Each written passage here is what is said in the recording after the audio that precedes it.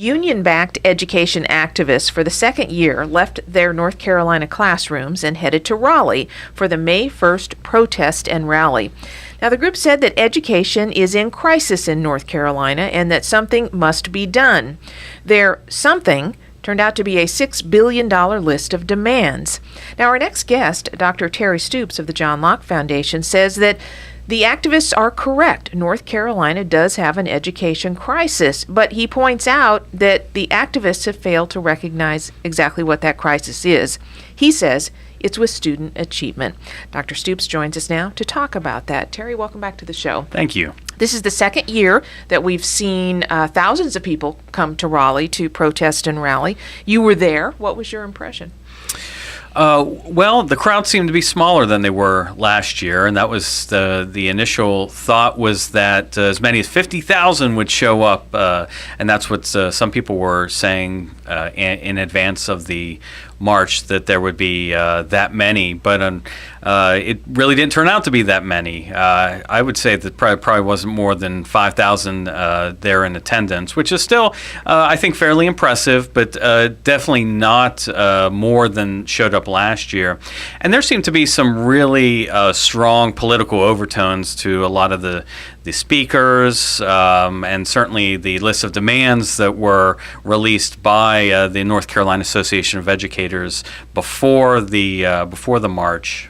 So there seemed to be a lot of stronger political overtones than there were last year, and I think their list of demands is a good evidence of that. Let's talk about that list. It included a number of demands for additional pay, additional resources, even the expansion of Medicaid in North Carolina, leaving some folks, including you, kind of wondering, when it comes to Medicaid, for example, how that relates to children whatsoever. But what did you make of the list of $6 billion plus that they're demanding?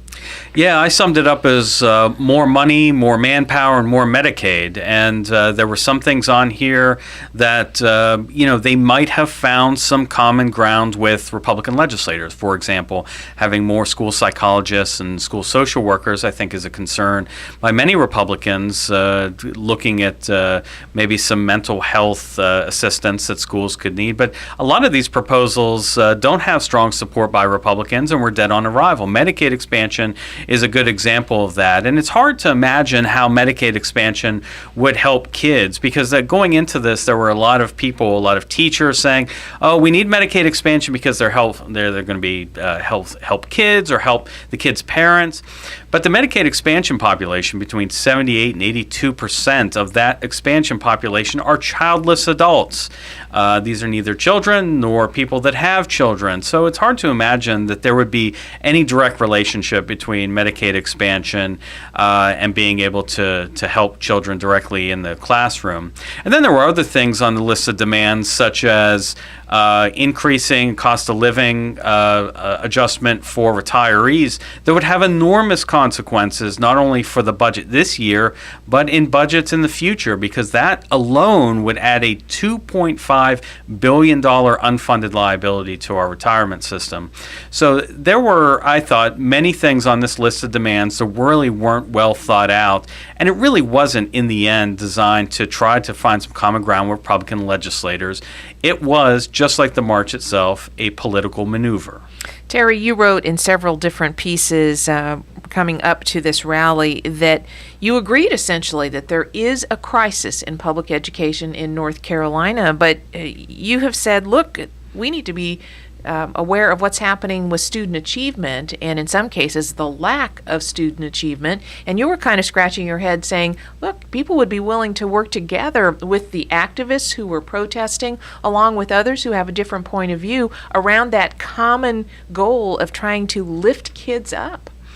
First, it was striking to me that there were so few mentions about student achievement through this entire process leading up to the march, during the march, after the march. But the reality is in the numbers of student achievement. numbers that we get from the state every year. And last year, barely half of the elementary and middle school students in North Carolina are proficient in math and reading. That's really the central issue here, is that thousands, even millions of students are not proficient in math and reading. And when you look at student subgroups, because that includes everyone, but when you look at African American children, when you look at Hispanic children, and especially African American males, which have some of the lowest levels of achievement in North Carolina, it's even lower than half. So less than half of students in those subcategories are proficient in math and reading. That should be everyone's concern. That should be our focus as a state, rather than looking at ways to just throw more money at the districts.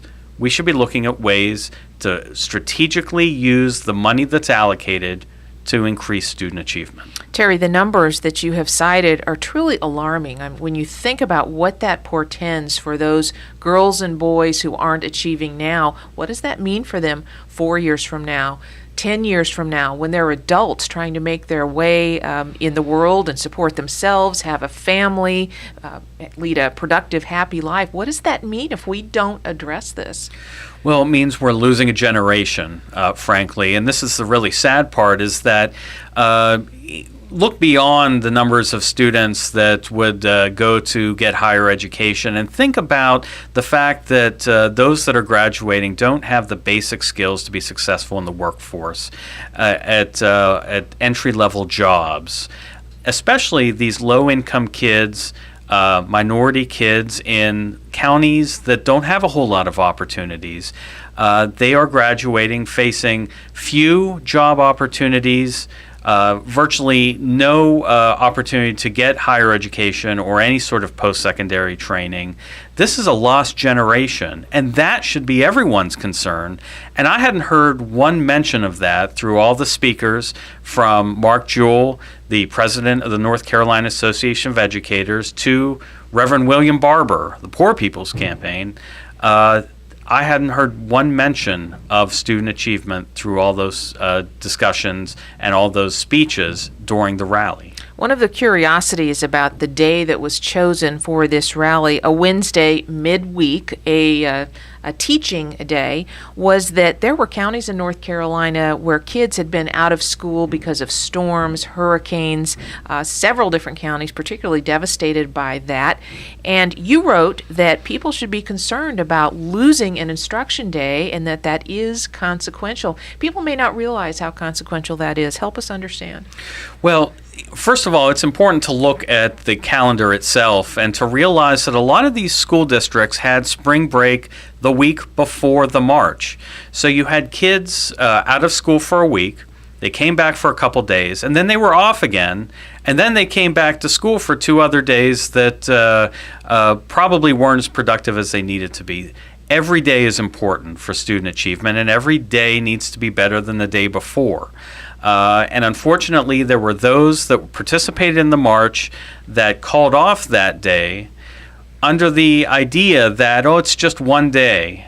And it shouldn't be just thought of as one day. Every day is important, and especially during the instructional year, as testing comes up and as students come back from spring break. It was a critical day, and the teachers should have found another day to have their make their voices heard at the General Assembly.